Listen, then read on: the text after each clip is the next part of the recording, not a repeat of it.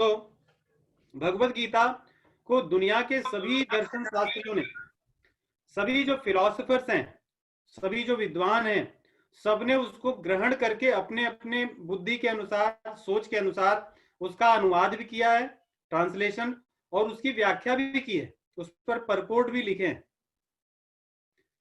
और इसीलिए सभी परपोर्ट पढ़कर, सभी अनुवाद पढ़कर हम वही चीज समझ सकें, ऐसा भी संभव नहीं है।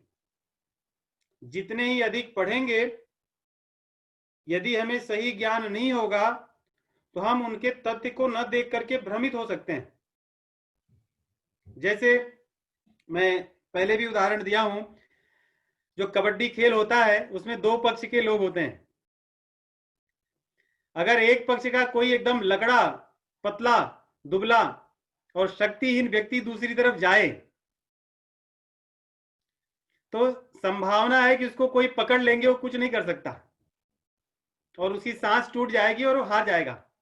लेकिन अगर कोई कैसा भी हो लेकिन शक्तिशाली व्यक्ति हो, चपलता वाला हो, जो खेल को जानता हो, वो उस तरफ जाए तो कई लोगों को छूकर मारकर भी इस तरफ आ जाएगा। वैसे ही आध्यात्मिक ज्ञान में भी है।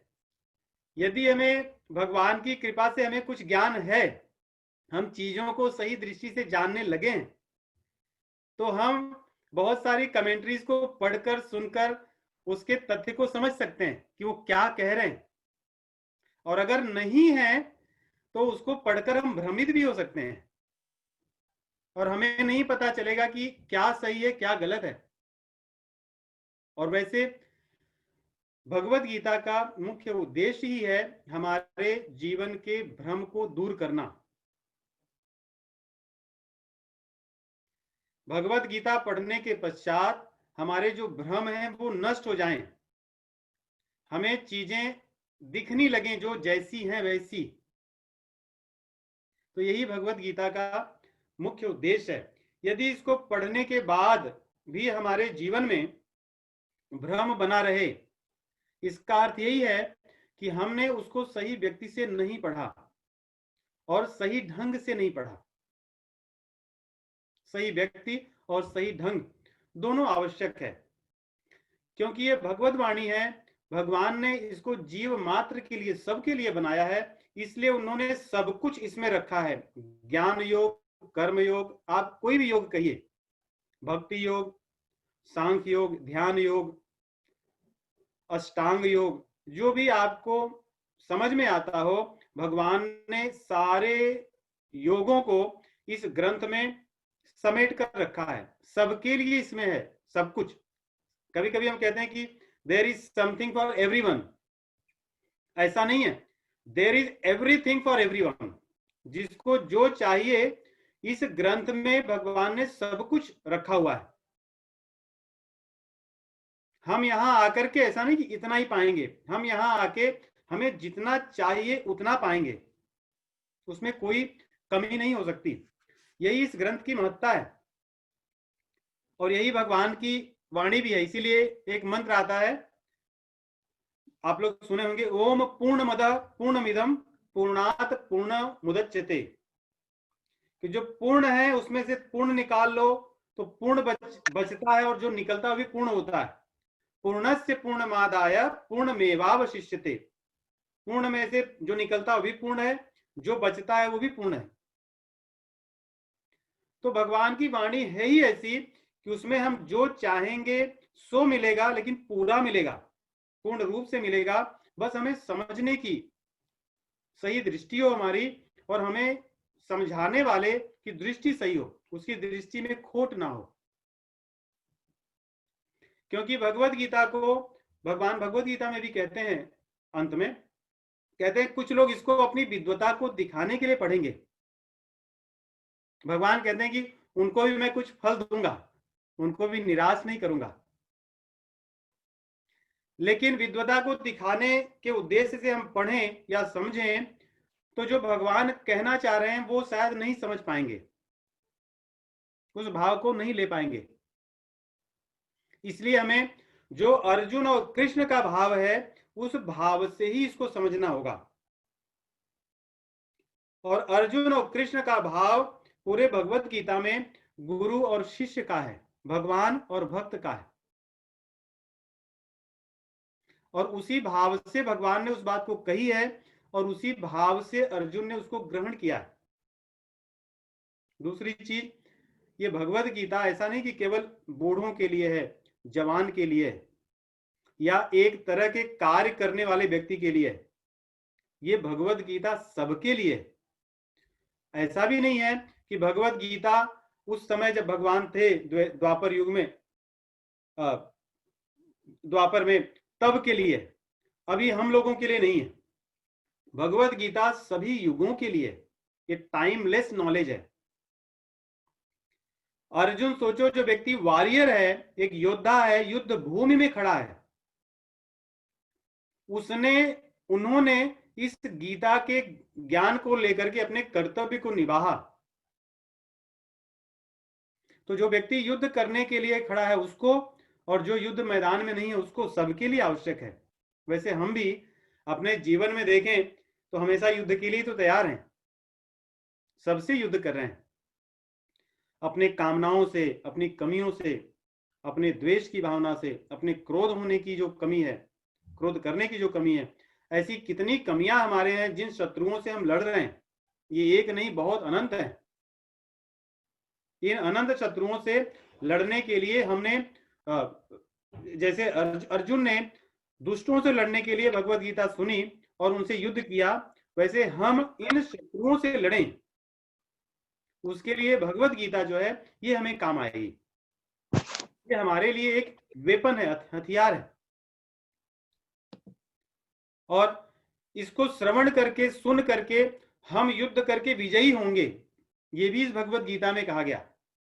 ऐसा नहीं कि आप सुन लिए, तो भगवत गीता के सेवन करने से, भगवत गीता के श्रवण करके उसके मार्ग पे चलने से अंत में जो परिणाम है वो विजय का है। इसीलिए अंत में कहते हैं कि जहां पर भगवान श्री कृष्ण हैं, जहां पे अर्जुन है, वहां पर निश्चित रूप से विजय होगी, भूति होगी। विभूति मतलब वैभव होगा, और कभी पराजय नहीं हो सकती। तो हम भी भगवत गीता को पढ़ेंगे और इसका परिणाम हमें पता है कि क्या होगा।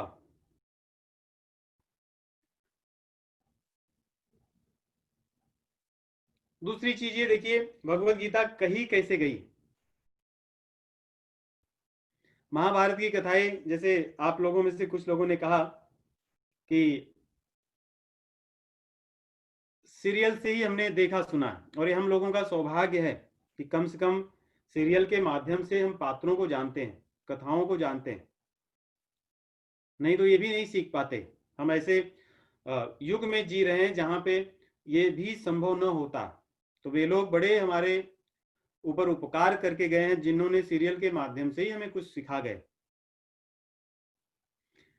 तो महाभारत में देखते हैं कि दो परिवार है, दो परिवारों में युद्ध है, और ये दोनों चचेरे भाई हैं।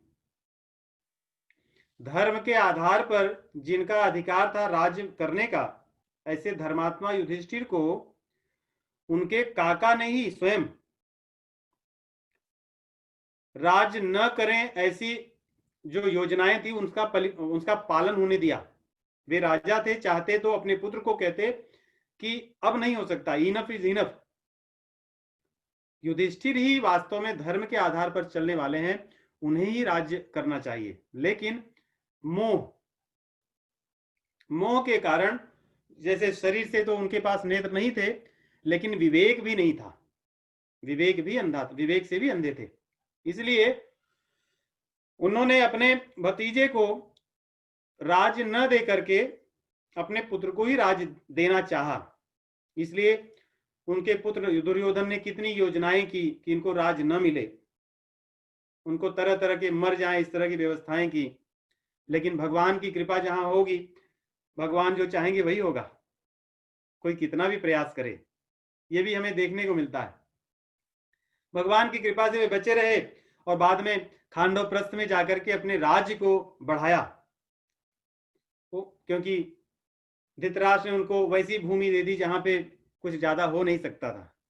लेकिन वहां भी भगवान की कृपा थी, उन्होंने उसको इतना स्वर्ग बना दिया मैं दानों की कृपा से, क्योंकि मैं दानों की आप लोग, मैं कथा में नहीं जाऊंगा, जिसको अग्नि के समय भगवान ने और अर्जुन ने रक्षा की थी, इसलिए उसने आकर के सारी नगर को सुंदर बना दिया, वैभवशाली बना दिया। और उसमें महाराज युधिष्ठिर ने राजसूयज्ञ किया,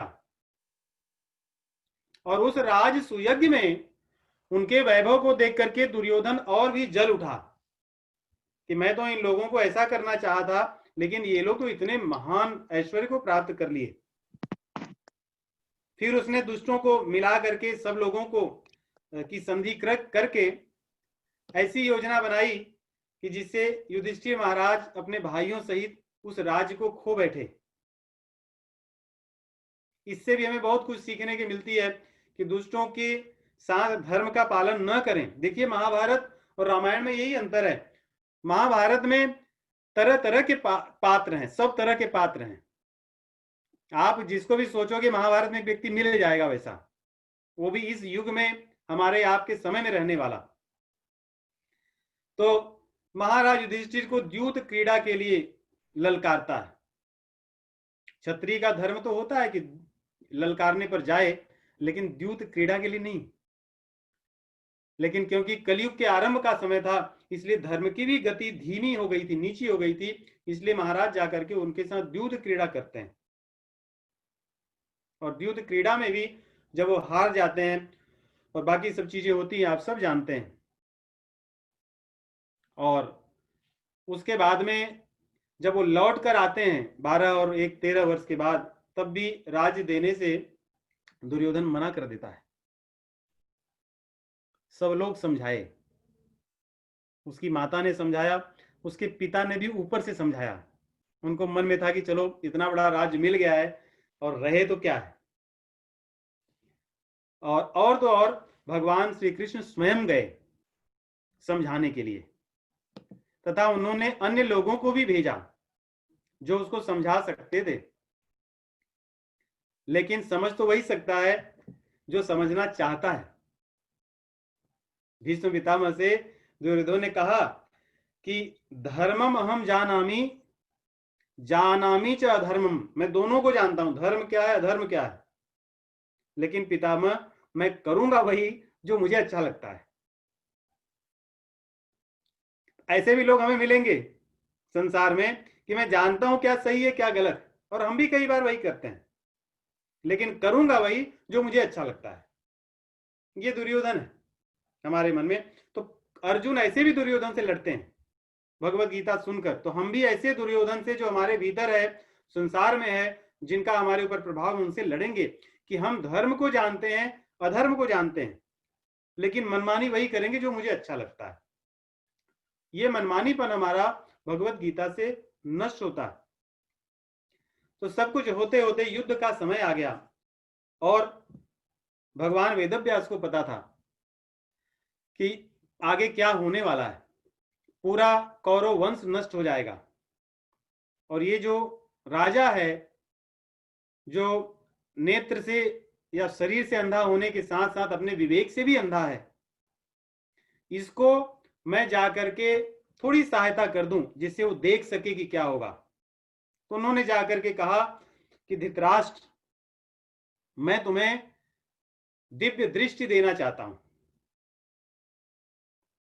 और तुम उस दिव्य दृष्टि को लेकर, उनके मन में था हो सकता है दिव्य दृष्टि लेते ही वो देख ले, और देख करके हो सकता है कुछ वो निर्णय कर ले। तो धृतराष्ट्र इतना मूर्ख हो चुका था मोह के वश, उसने कहा कि मुझे नहीं देखना है। हम भी कई बार ऐसे करते हैं, अगर कोई हमें कहे कि आप जो कर रहे हो इसका फल ऐसा होगा, sorry I don't want to listen, please don't tell me, let me do it. Dhritarashtra ने वही किया। धृतराष्ट्र ने कहा कि मुझे नहीं चाहिए। तब वेदव्यास जी ने सोचकर और धृतराष्ट्र के कहने पर अन्य लोगों से विचार करके उस दिव्य दृष्टि को संजय को दिया, जो उनका सारथी थे, सूत। उन सारथी को जब ज्ञान ये दे दिया दिव्य दृष्टि, महाभारत का युद्ध आरंभ हो चुका। दिव्य दृष्टि वाले को, संजय को बुला करके धृतराष्ट्र अपने पास बैठाया, और मन में यह सोचता रहा कि मेरे पास तो असीम सेना है, मेरे इतने पुत्र स्वयं हैं और ये 5 पांडव और दूसरी तरफ कृष्ण और उनकी सेना भी कम है। वो मन में आश्वस्त था कि मेरे पुत्र ही विजयी होंगे। इसलिए युद्ध आरंभ हो गया, लेकिन उसने संजय से ये नहीं कहा कि मुझे वहां जो हो रहा है बताओ। पता नहीं आप लोग इस बात को जानते हैं कि नहीं। उसने संजय को बुला करके कहा कि मुझे देश विदेशों में जो चीजें हो रही उनको बताओ। अलग अलग देश के राजा कौन है, क्या है, वहां पे लोग कैसे हैं, धन साम्राज्य कैसा है। मतलब समझ लो कि वर्ल्ड टूर कोई करने निकले। तो संजय के माध्यम से पूरा वो वर्ल्ड टूर करता रहा। 10वें दिन जब युद्ध का 10वां दिन आया तो उसको संदेश मिला, पता चला कि आज भीष्म पितामह को बाण लग गया है, अर्जुन ने मार दिया और उनको सरसैया पर सुला दिया है। अब वो युद्ध में भूमि में युद्ध नहीं कर सकते। ऐसा सुनते ही उसके मन में निराशा आ गई कि मैं तो ये सोचकर रखा था कि मेरे पुत्र जीतेंगे। तब वो संजय को बुलाता है। थे तो सही संजय, बोले कि संजय अब तुम मुझे ये दुनिया की जो सैर करा है उसको बंद करो, अब युद्ध भूमि में चलो। अब युद्ध भूमि में जो हुआ वो बताओ। और ये दिव्य दृष्टि ऐसी थी, ये दिव्य दृष्टि में आप जो पीछे बीत गया है वो, जो आगे होगा वो, और जो अभी चल रहा है तब, मतलब भूत भविष्य और वर्तमान देख सकते हो। इतना ही नहीं, इस दिव्य दृष्टि से आप लोगों के भीतर की भी बात जान सकते हो, अंतर्यामी की तरह, जो उस युद्ध भूमि में थे। ऐसी दिव्य दृष्टि यदि हमें मिले तो क्या हम नकारेंगे? लेकिन धृतराष्ट्र ने नकार दिया था। ऐसी ही दिव्य दृष्टि हमें भगवान देते हैं अपनी कृपा करके, अपने ज्ञान से। हमें भी पता है कि हमारा पास्ट क्या था, हम क्या किए। हमें भी पता है कि हम क्या कर रहे हैं आज, और हमें ये भी पता है कि हम जो आज कर रहे हैं इसके आधार पर क्या करेंगे। इसीलिए तो हम प्लानिंग करते हैं, कल ये करूंगा, वो करूंगा, ऐसे करूंगा, वैसे करूंगा, सब करते रहते हैं। ऐसे ही धृतराष्ट्र ने किया, लेकिन सही दिव्य दृष्टि को लेकर नहीं किया।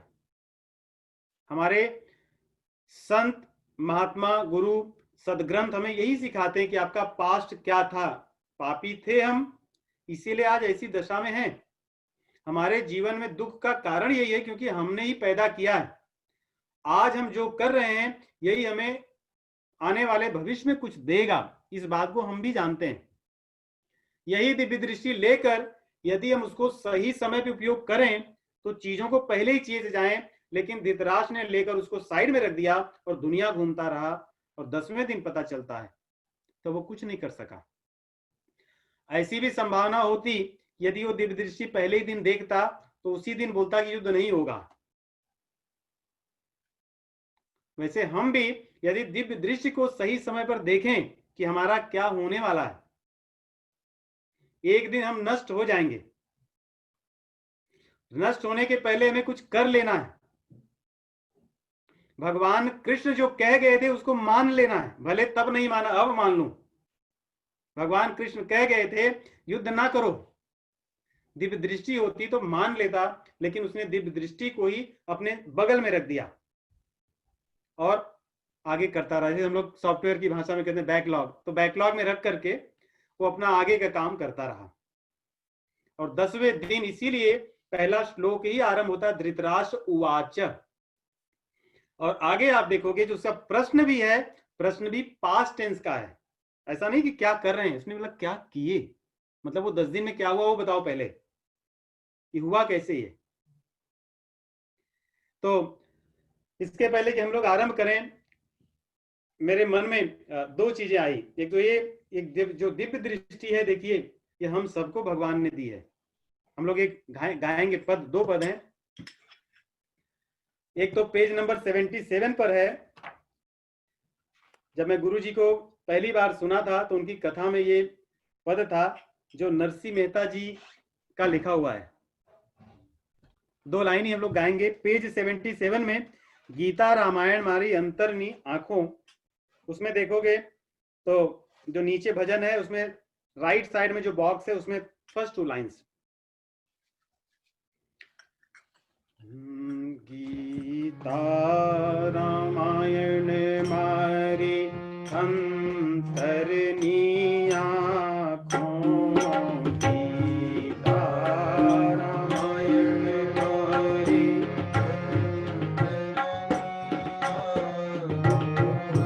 गीता रामायण मारी अंतरनी आँखों, गीता रामायण मारी अंतरनी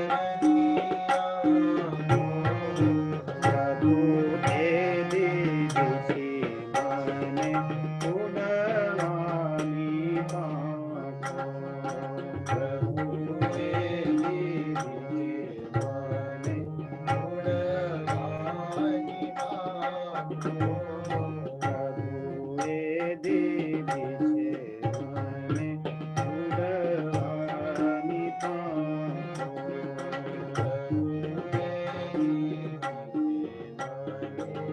प्रभु दे प्रभु मां भक्तों मारे सगाने संबंधी,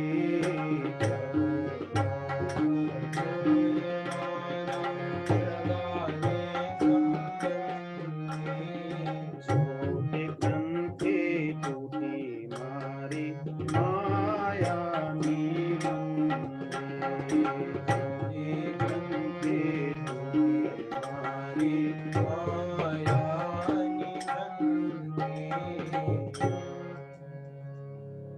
तो कहते हैं कि गीता और रामायण ये मेरे अंतर की आंखें हैं।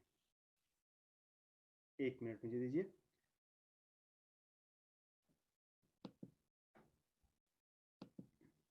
तो कहते हैं कि गीता और रामायण ये मेरे हृदय की आंखें हैं। बाहर की आंखें तो हैं जिससे हम कुछ चीजें देख सकते हैं और कुछ नहीं, लेकिन ये जो गीता और रामायण है ये मेरे हृदय की आंखें हैं जिससे मैं अपने विवेक से कुछ चीजें देख सकता हूं, क्या सही है क्या गलत है, उससे उसके आधार पर मैं निर्णय ले सकता हूं। और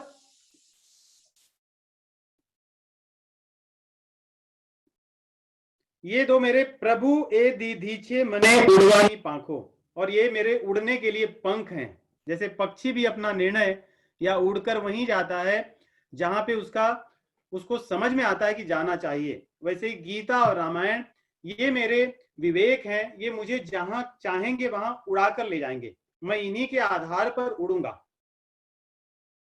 और इन्हीं के माध्यम से मैं देखूंगा। और भगवान ने किया भी ऐसे कि पहले अपने कर्म से रामायण जो लीला है राम जी की, उसके माध्यम से उन्हें आदर से स्थापित किया। उसके बाद उसको कहा कि ऐसे जीना चाहिए। उन्होंने पहले जी कर दिखाया और फिर कहा, मतलब पहले किए फिर कहे। यही हमारा भी आदर्श होना चाहिए। अधिकतर हम कहते तो हैं लेकिन करते नहीं, लेकिन भगवान ने कर दिया, उसके बाद कहा कि कैसे जीवन जीना चाहिए। तो हमें भी ये जो दिव्य दृष्टि है, ये जो भगवान का ज्ञान है, इसको वैसे ही ढंग से ग्रहण करना चाहिए। जब मिले तो उसको उपयोग करना चाहिए, नहीं तो हम भी धृतराष्ट्र की तरह ही रहेंगे। एक हमने छंद लिखा है अपनी नई वाली भजन पुस्तक में, हम लोग उसको गाएंगे, इसी संबंध से है, धृतराष्ट्र को ही उजागर करता है। पेज नंबर 126 नीचे से दूसरा वाला छंद जो है, नहीं एकदम अंतिम वाला छंद जो नीले रंग में लिखा है, पेज नंबर 126। इसका भाव यह है कि हम भी ऐसे ही कुछ और सोचते रहते हैं। हम भी ऐसे अपने जीवन में सोचते रहते हैं कि हम ये करेंगे वैसे करेंगे, बाद में करेंगे। जो ये ग्रंथ का ये जो हमने नॉलेज लिया है बाद में हमारे काम आएगा, और केवल धन कमाने के लिए ही सारी अपनी एनर्जी को लगा देते हैं। जितनी हमारे पास ज्ञान है, बुद्धि है, या जो भी संसाधन है, रिसोर्सेस है, सबका उपयोग केवल धन को बढ़ाने के लिए करते हैं।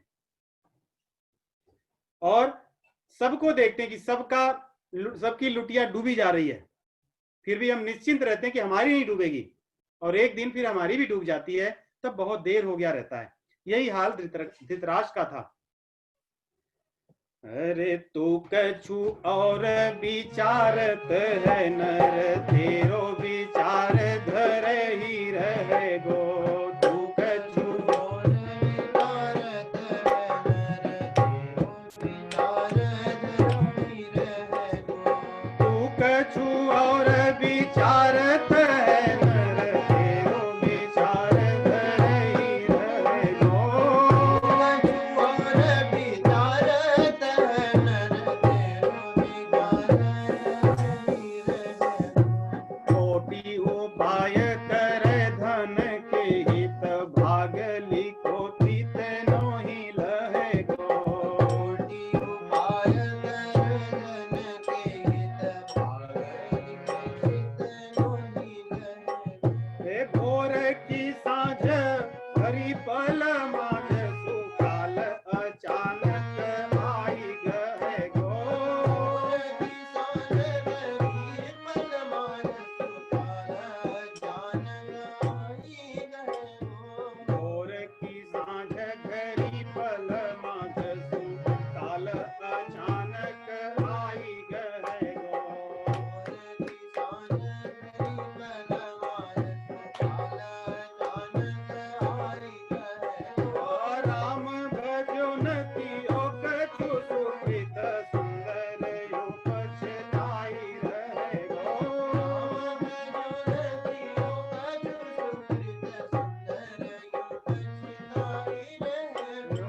राम भजो न कियो कछु सुकृत, सुंदर यो पछताई रहे गो। राम भजो न कियो कछु सुकृत, सुंदर यो पछताई रहे गो। तो धृतराष्ट्र भी अंत में पछता लिया कि मुझे दिव्य दृष्टि मिली थी, अगर मैं वेदव्यास भगवान जी की बात मानकर ले लिया होता तो मैंने जो जीवन भर जो चीज नहीं की वो उस समय कर लेता। देखिए यही संतों की कृपा होती है। धृतराष्ट्र के जीवन में कभी संसार को देखना नहीं लिखा था, लेकिन वेदव्यास भगवान की कृपा से वो दिव्य दृष्टि से सब कुछ देख लेता, लेकिन उसने अपनी अज्ञानता से उसको भी मना कर दिया। और संजय को मिलने के पश्चात संजय से भी उसने नहीं देखा। जब उसे पता चला कि मेरे पितामह जो मुझे राज जीतकर देने वाले थे वो मारे गए या वो हार गए, तब उसकी आंख खुली। हम भी ऐसे ही संसार में केवल अपने सारे संसाधन को, सारी समय को, सारी ऊर्जा को केवल एक चीज के लिए करते हैं, धन के लिए, और अंत में हमें भी पछताना होगा। इसलिए जो एक ज्ञान है भगवत गीता का, ये जो हमारा ये बहुत अनमोल है, इसका उपयोग करके हम अपने जीवन को सुधार लें। राम भजो न कियो कछ सुकृत, सुंदर यूं पछताए रहेगो। ब्रज भाषा ये कहते हैं कि न तो भगवान को भजा, न तो कोई अच्छे कार्य किया, अंत में पछताना ही होगा। तो भगवत गीता का हम लोग आज आरंभ करेंगे और हम सब लोग इसको अध्ययन जैसा करें और अध्ययन के बाद में उसके निष्कर्ष को लेकर अपने जीवन में उतारें, दोनों काम। आज भगवत गीता को आरंभ करते हैं पहले अध्याय के पहले श्लोक से। तो मेरी इच्छा है कि श्लोक को पढ़ेंगे तो कम से कम श्लोक को आप लोग हमारे साथ रिपीट कीजिए मेरे बाद, और उसके बाद में कम से कम एक श्लोक को 3 लोग आप में से जो पढ़ना चाहें आप पढ़िए, हम सुनेंगे और रिपीट करेंगे ऐसे। तो पहला श्लोक हम लोग पढ़ेंगे। गोविंद चलिए। धृतराष्ट्र उवाच धर्म क्षेत्रे कुरुक्षेत्रे, आओ बेटा। धर्म क्षेत्रे कुरुक्षेत्रे समवेतायुयुत्सवः, समवेतायुयुत्सवः मामकाः पाण्डवाश्चैव मामकाः पाण्डवाश्चैव किमकुर्वत सञ्जय। किमकुर्वत सञ्जय। धृतराष्ट्र उवाच धृतराष्ट्र उवाच धर्मक्षेत्रे कुरुक्षेत्रे धर्मक्षेत्रे कुरुक्षेत्रे समवेतायुयुत्सवः समवेतायुयुत्सवः मामकाः पाण्डवाश्चैव मामकाः पाण्डवाश्चैव किमकुर्वत सञ्जय। किमकुर्वत सञ्जय। धृतराष्ट्र उवाच धृतराष्ट्र उवाच धर्मक्षेत्रे कुरुक्षेत्रे धर्मक्षेत्रे कुरुक्षेत्रे समवेतायुयुत्सवः समवेतायुयुत्सवः मामकाः पाण्डवाश्चैव मामकाः पाण्डवाश्चैव किमकुर्वत सञ्जय। किमकुर्वत सञ्जय। ये गीत है, ये कोई जैसे श्लोक में हम पढ़ भी सकते हैं, इसको गा भी सकते हैं, इसीलिए सबने इसको गाया भी है। भगवान ने गाकर ही बताया अर्जुन को। सोचिए कैसा समय था जब लोग गाकर एक दूसरे से बात करते थे, क्योंकि गाने में सबसे अधिक भाव उत्पन्न होता है, लिखने में या पढ़ने में उतना नहीं होता। और हम लोग भी देखो, जो लोग मधुर भाषा बोलते हैं, संबोधन करते हैं, नहीं संबोधन मतलब एड्रेसिंग, हम लोग किसी को कहने से पहले कुछ उनको एड्रेस करें, बोलें, कितना अच्छा लगता है। पूरी भगवत गीता में आपको हर जगह मिलेगा कोई संबोधन करके बात कर रहा है। पहले श्लोक में ही हमने देखा संबोधन हुआ, हर जगह संबोधन के साथ बात होती है। भगवान अर्जुन को अनेक अनेक नामों से संबोधन करते हैं, और अर्जुन भी भगवान से प्रश्न पूछते समय अलग अलग नाम से संबोधन करते हैं। पहली चीज तो संबोधन करके कहने में, पूछने में एक अलग प्रेम है। दूसरी चीज, गाकर कोई चीज बोलने में कितनी मिठास है। तो इसके नाम में ही बहुत कुछ छिपा है। और गा कौन रहे हैं? भगवान गा रहे हैं।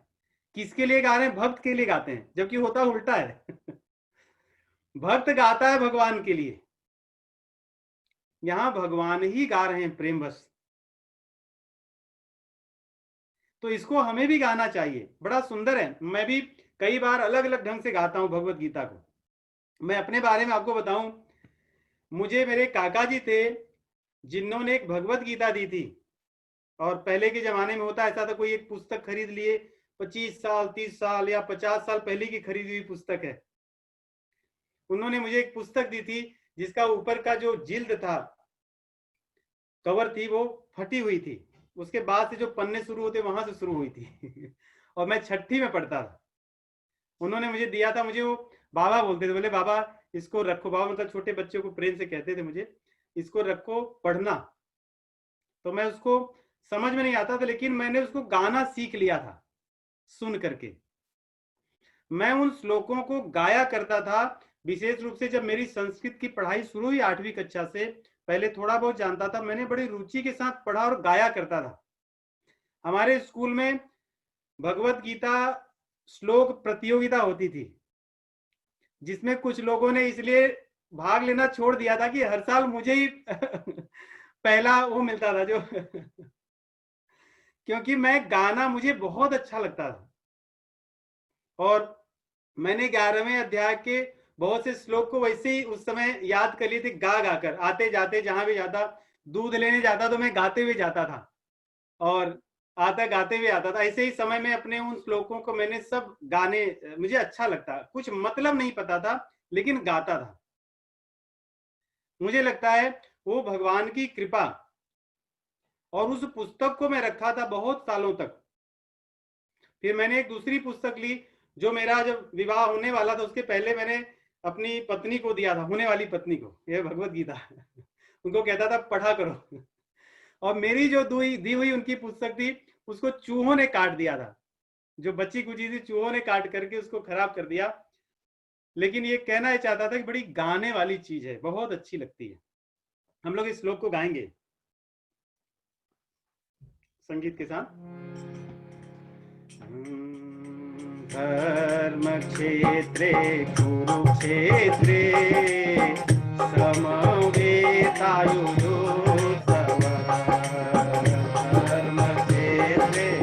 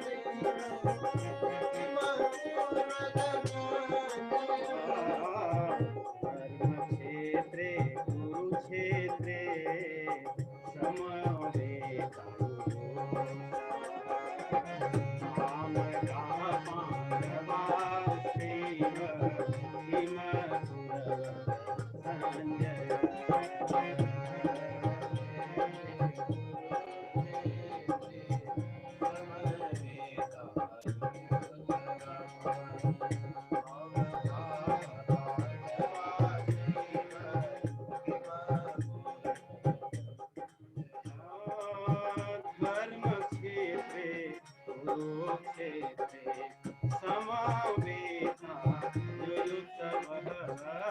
मामकाः पाण्डवाश्चैव किम कुर्वत संजय।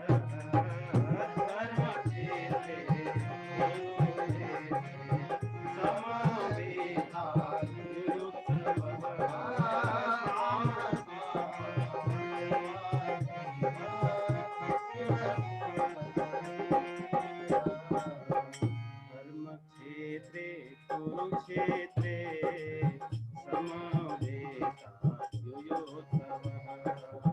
मामकाः पाण्डवाश्चैव किम कुर्वत संजय। धर्म क्षेत्रे क्षेत्रे कुरुक्षेत्रे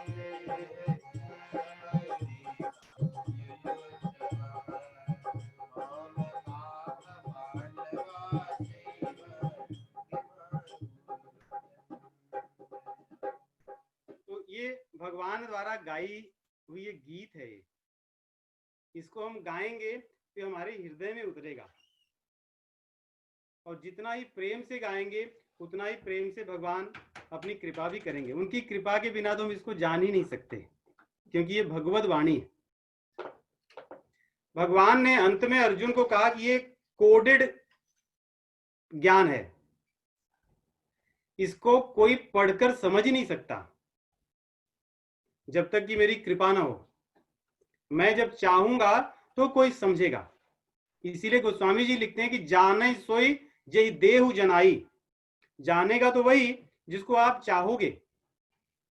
और जब भगवान किसी को पात्र देखते हैं कि कोई पात्र है, अधिकारी है, योग्य है, उसको ज्ञान दे देते हैं।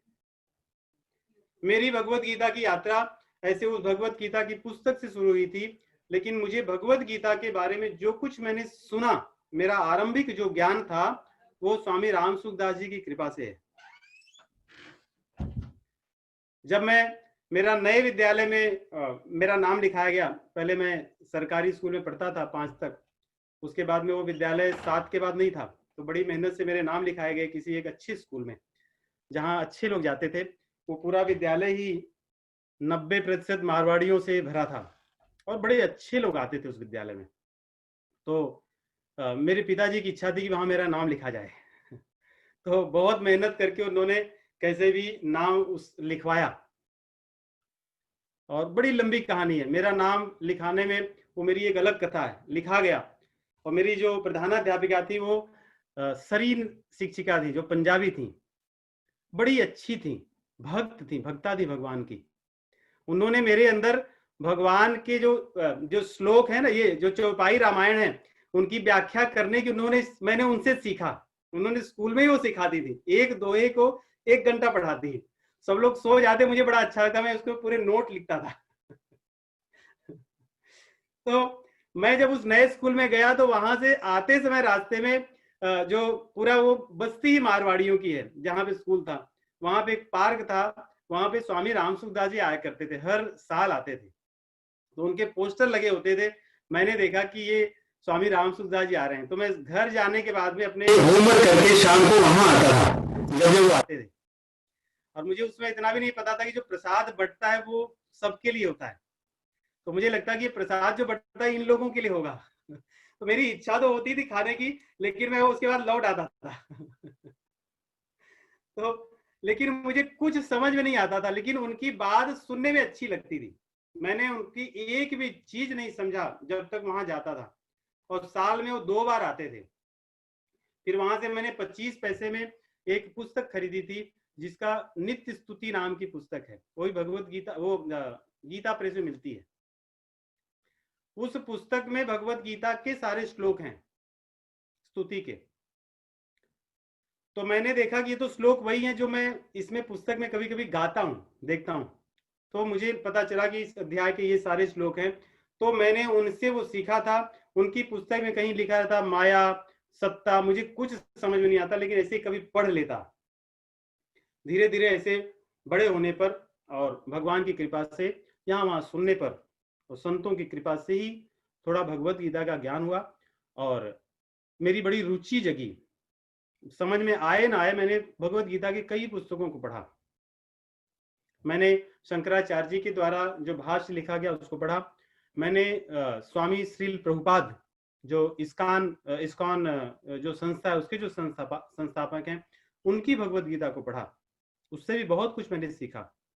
और मैंने साधक संजीवनी जो स्वामी रामसुखदास जी की कमेंट्री है, जिसने मेरे जीवन में भगवत गीता को देखने का दृष्टिकोण बदला, इसको मैंने बड़े देर से पढ़ा। तब मैं 25 साल के आसपास था जब मुझे इस पुस्तक मुझे मिली, साधक संजीवनी। मैंने उसको पढ़ा, बहुत सी चीजें उसकी समझ में नहीं आई, परंतु स्वामी जी की कृपा से मुझमें कुछ चीजें मैं समझ पाया हूं।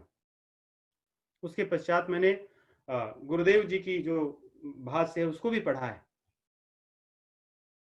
तो सब मिलाकर के जो मैंने सीखा है जीवन में, वो ये सीखा है भगवत गीता में सब कुछ है, सबके लिए है।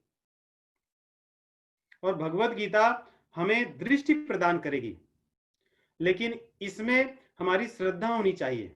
और एक चीज मैंने ये भी सीखा कि भगवत गीता में एक ही तथ्य को जो हमारी रुचि लगे उसको ही सदैव धारण करना चाहिए। ये 2 नाव 3 नाव में बैठकर यात्रा नहीं कर सकते, तब हम भ्रमित होंगे। वैसे ही भगवत गीता में हमारी जो रुचि है हमको दिख जाएगी। भगवान उसमें कर्म योग, ज्ञान योग, भक्ति योग, अष्टांग योग सबको मिला करके, और जो व्यक्ति बड़े निश्चल भाव से कपट के बिना इसको पढ़ेगा उसमें दिखेगा कि इसमें सब कुछ मेरे लिए ही है। कहीं भेदभाव नहीं दिखेगा, कहीं भ्रम नहीं होगा। केवल ये भाव हो कि मेरे भगवान ने सबके लिए बात लिखी है, मैं किसी से न बड़ा हूं न मुझसे कोई छोटा है। मैं भगवान का दास हूं और भगवान के जो भक्त हैं उनका दास हूं। उनकी कृपा से मुझे ये समझ में आए, ये भाव रखने पर भगवान इस ज्ञान को खोलेंगे हमारे हृदय में और हम उसको समझ पाएंगे। तो मैं अभी मुझे 8-10 को रुकना था जब बच्चों के कीर्तन के लिए, लेकिन ये श्लोक को हम पढ़े, इसके अर्थ को समझ लेते हैं। मैं बहुत ही इंतुजियास्टिक था। गोविंद से दोपहर में बात हो रही थी तो मैंने उसको कहा था कि मैं आज 20 श्लोक तक पढ़ूंगा। उसने मुझसे क्वेश्चन पूछा था, पिताजी कैसे करोगे? मैंने कहा था नहीं, मैं क्योंकि सोच रहा था, मुझे लगा कि ये विराम होगा यहाँ पे, बड़ा लॉजिकल होगा। लेकिन ये पहले श्लोक में भी लॉजिकल विराम है, तार हम रुक सकते हैं यहाँ पे। तो देखिए, धृतराष्ट्र ने संजय जी से पूछा, उसने क्या पूछा? पहली चीज तो एक दो और बता दें, जो आप लोग कह रहे थे कैसे पढ़ना होता है। संस्कृत में हिंदी में थोड़ा अंतर है। हिंदी नई भाषा है, संस्कृत प्राचीन भाषा है। हिंदी में नियमों का उतना पालन नहीं होता। हिंदी या अन्य जो भाषाएं हमारी हैं, जो भी हैं, उनमें इतने नियम का पालन नहीं होता। लेकिन संस्कृत में हर चीज नियम से चलती है। संस्कृत में मुख्य रूप से 3 प्रकार के स्वर होते हैं, ह्रस्व, दीर्घ और प्लुत। ह्रस्व मतलब 1, ऐसे मानिए 1, दीर्घ मतलब 2 और प्लुत मतलब 3। लेकिन मुख्य संस्कृत में असल में 18 होते हैं, लेकिन हम उसमें नहीं जाएंगे। हम लोग केवल 3, ह्रस्व, दीर्घ और प्लुत। अगर आप ह्रस्व को पढ़ने के लिए 1 सेकंड लगाते हो तो दीर्घ को पढ़ने के लिए 2 सेकंड लगेगा और प्लुत को पढ़ने के लिए 3 सेकंड लगेगा। ओम ये प्लुत है, इसलिए आप ओम, ये गलत है। ओम ये भी गलत है। जैसे क, हम लोग बोलते क, राम, राम नहीं सही है संस्कृत के अनुसार। राम, राम कह रहे हो मतलब आधा म, राम आधा म है। रा के ऊपर बिंदी, इसीलिए हमारे जो मंत्र हैं, हम लोग जो जपते हैं वैष्णव के राम मंत्र हैं, उसमें राम जहां कहना होता है वहां रा के ऊपर बिंदी लगती है, वो भी राम ही है। लेकिन राम नहीं पढ़ सकते। राम पढ़ना है मतलब रा लिख के ऊपर बिंदी लिखो, राम। रा फिर म लिखते हैं मतलब राम। रा अगर 2 सेकंड पढ़े तो म 1 सेकंड। इसीलिए ऐसे नियम को लेकर के हमको श्लोकों को पढ़ना सही माना जाएगा। वैसे आप पढ़ सकते हो जैसे आपको लगे। दूसरी चीज, हिंदी में अय, औ ऐसे कहते हैं। संस्कृत में इनको अलग ढंग से पढ़ा जाए, अई। जैसे दक्षिण भारत में भी सही ढंग से पढ़ते हैं ऐसे, अई, औ। इसीलिए जैसे कहेंगे कि कौरव हम लोग बोलते हैं, लेकिन असल में कौरव। या यहां पे भी आया था चै, चैव, चैव, ऐसे। तो ये छोटे छोटे चीजें हैं। दूसरी चीज, इन श्लोकों को पढ़ते समय जब गोविंद रिकॉर्ड कर रहा था तो मैंने कहा था कि संधि विच्छेद करके मत रिकॉर्ड करो, लोगों को भ्रम होगा देख के पढ़ने में। पढ़ते समय हम चीजों को संधि विच्छेद कर अलग अलग कर सकते हैं। जैसे कीमा कुर्वत, माता जी मैं कीमा कुर्वत इसलिए कह रहा था, जितना समय की कहेंगे उतना इसमें म कहेंगे, क्योंकि दोनों ह्रस्व हैं। अगर की के लिए 1 सेकंड लगा रहे हो तो म भी 1 सेकंड ही लगेगा। किम नहीं कह सकते, किम कुर्वत नहीं कह सकते, कीमा कुर्वत। अब कीमा कुर्वत में 2 शब्द हैं, एक किम है, किम मतलब क्या, और दूसरा अकुर्वत। अ लग जाने से पास्ट टेंस हो गया। तो अगर कोई बोले किम कुर्वत, तो किम क्या कुर्वत पास्ट टेंस नहीं हुआ, तब गलत हो गया। इसलिए क्या तो किम अकुर्वत पढ़िए अलग करके, किम अकुर्वत या किम कुर्वत, ऐसे। तो ऐसे छोटी छोटी चीजें। दूसरा, विसर्ग का भी मैं नियम बड़ा सरल है। जैसे जो 2 बिंदी लगते हैं ना, उसको विसर्ग कहते हैं। हम लोग उसको अधिकतर अह पढ़ते हैं, अह, नमः, है ना। जहां भी लगता है हमें लगता है ह पढ़ना चाहिए। उसका नियम यह है कि जहां भी 2 बिंदी है, विसर्ग है, उसके पहले जो मात्रा है उसके अनुसार पढ़ते हैं। जैसे न मह में म है, म तो अह।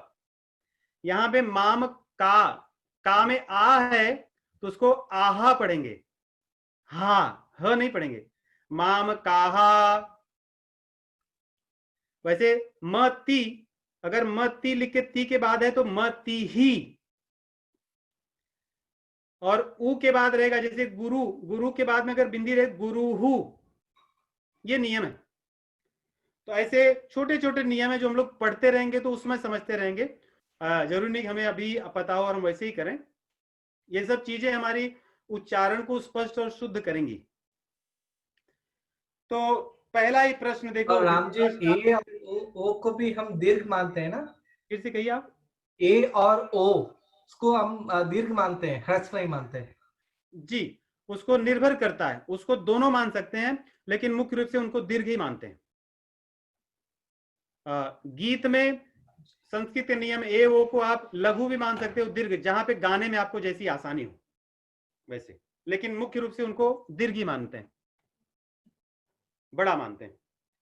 तो धृतराष्ट्र ने पहला प्रश्न आरंभ किया तो अपनी ही अनुसार किया। उसने बोला, देखिए कह रहा है कि कुरुक्षेत्र में जहां युद्ध के यो हो रहा है, जो लोग पंजाब में ही है ना कुरुक्षेत्र, या वहां पर हरियाणा। तो कुरुक्षेत्र जो भूमि है वो धर्म की भूमि है, बहुत ही पुण्य भूमि है। दो नदियों के बीच में वो स्थान बसा है, एक तो सरस्वती नदी जो लुप्त है, दूसरी दृषद्वती नदी, वो भी शायद लुप्त होंगी या कोई छोटी नदी हो गई होंगी, आजकल लोग नहीं पता, क्योंकि मैं जहां से आता हूं वहां पे कई नदियां छोटी छोटी बहती हैं जिनका उल्लेख रामायण में है। मैं जब पढ़ रहा था वाल्मीकि रामायण तो मुझे लगा, देखिए ये नदियां आज नहीं तब से चली आई, राम जी के समय की हैं, गोमती, गंगा, और ये तो हम जानते हैं, लेकिन ऐसी छोटी छोटी बहुत सी नदी हैं जो हमारे गांव में अभी भी हैं, वो राम जी के समय की है। तो ऐसे ही हो सकता है दृषद्वती नदी है, दृषद्वती और सरस्वती नदी के बीच ये कुरुक्षेत्र जो स्थान है, यहाँ पे ब्रह्मा जी, अग्नि, इंद्र, इन लोगों ने कई बार तपस्या की है, और जो कुरु थे राजा, कुरु ने भी यहाँ पे तपस्या की है, धर्म के लिए उन्होंने बड़े बड़े तपस्या यज्ञ किए हैं, इसलिए ये भूमि बड़ी पावन है। यहाँ पे जो व्यक्ति जाता है, जो अपने प्राण को छोड़ता है, वो भगवान के धाम का अधिकारी होता है। मैं तो गया नहीं हूं, लेकिन कई लोगों के मुख से सुना हूं जो गए हैं।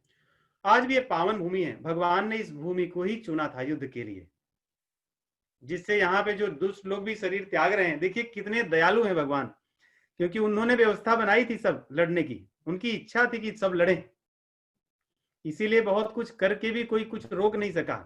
जहां पे भगवान की इच्छा होगी कोई नहीं रोक सकता,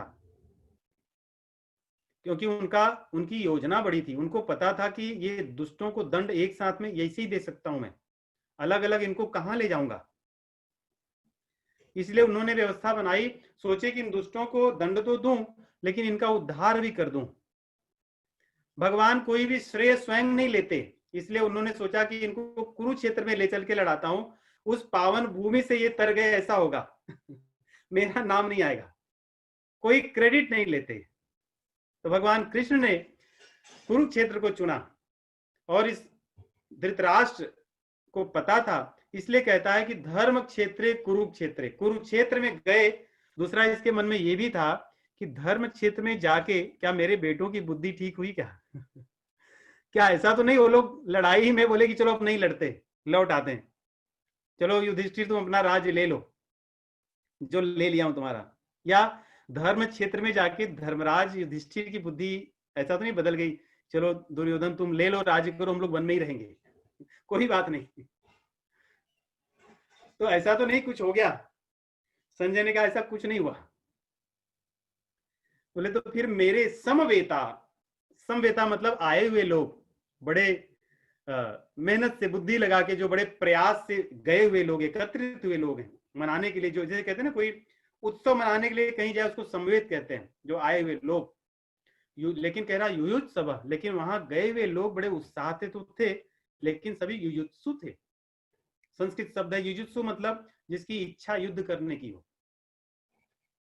बोले वहां गए जितने लोग थे सारे युद्ध करने की इच्छा से गए थे, पुण्य भूमि में गए थे। क्या उन लोगों में सोचो लड़ाई करने वाले कोई अच्छे लोग नहीं होते, जो लड़ाई करने की इच्छा से कहीं गए हो। लड़ाई करनी पड़ जाए तो अलग बात है लेकिन यही इच्छा लेकर गए लोग, कहीं उनकी बुद्धि फिरी, उन पर कुछ प्रभाव हुआ? उन्होंने कहा वो भी नहीं हुआ। तो बोले जब ऐसा कुछ नहीं हुआ तो पहला ही शब्द कह रहा है माम काहा। इसने अपने और अपने ही भाई के पुत्रों को बांट रखा था, इसीलिए तो महाभारत हुआ। अपने पराये को, राजा का धर्म होता है कि वो समदृष्टि रखे। वाल्मीकि रामायण में राजधर्म का वर्णन आता है, जहां आता है कि कुरुवंश रघुवंशियों की परंपरा इसीलिए सब लोग पालन करते हैं, इन लोगों ने कभी भेदभाव नहीं किया। लेकिन ये ऐसा राजा बैठा जो अपने और अपने भाई के ही पुत्रों में, सोचिए अगर वही भेद कर रहा है तो और कहां छोड़ेगा ये। पहला कहता है कि मेरे और पांडव, उन लोगों में जो लोग गए थे वो लोग क्या किए, जब अगर इनकी बुद्धि नहीं पूरी, ये लोग लड़ाई बंद करके लौट नहीं आए और ऐसा सब हो गया तो किए क्या, किम अकुर्वत, इन लोगों ने क्या किया है 10 दिनों में, कैसे कैसे सब हुआ। संजय, यहाँ पे संबोधन है, नाम लेके, जैसे बोलते हैं ना कि किसी का नाम लेके बोलो तो अच्छा लगता है, तो उसने पूछा हे संजय। और दूसरी चीज, जहां भी विसर्ग लगेगा, संजय गलत है, संजय मतलब संजय ने, जब किसी को एड्रेस करोगे वहां विसर्ग नहीं लगता, इसीलिए करें हे संजय। तो जब अगर ऐसा कुछ नहीं हुआ, फिर मेरे और मेरे भाई के पुत्रों ने आखिर किया क्या, वो मुझे बताओ, कैसे इस स्थिति पे ये लोग पहुंचे हैं, लड़ करके क्यों ऐसा किए। कि अकुर्वत मतलब क्या ऐसा हो गया, मतलब यही दिखा रहा है कि पास्ट में हो चुका है सब, 10 दिन बीत गए, अब तक तो मैं सोया था, सैर सपाटा पूरी दुनिया का कर रहा था, वर्ल्ड टूर, व्यास देव जी जो बुद्धि देके जाते हैं उससे वर्ल्ड टूर करता रहता है, अलग अलग देश में, राज्य में कौन राजा है, कैसा कैसे लोग हैं, कैसे कैसे रह रहे हैं, किसकी धन संपत्ति कैसे है, क्योंकि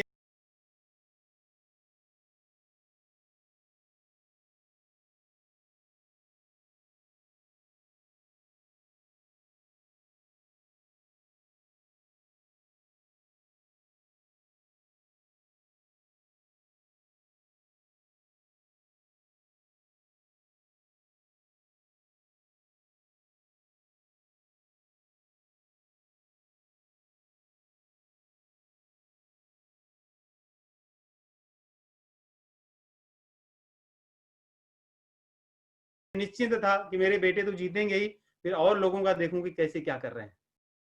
तो आज उसको समझ में आ रहा है, इसलिए वैसा प्रश्न पूछता है। तो आगे जो संजय कहेंगे उसको हम लोग अगली बार पढ़ेंगे और जानेंगे।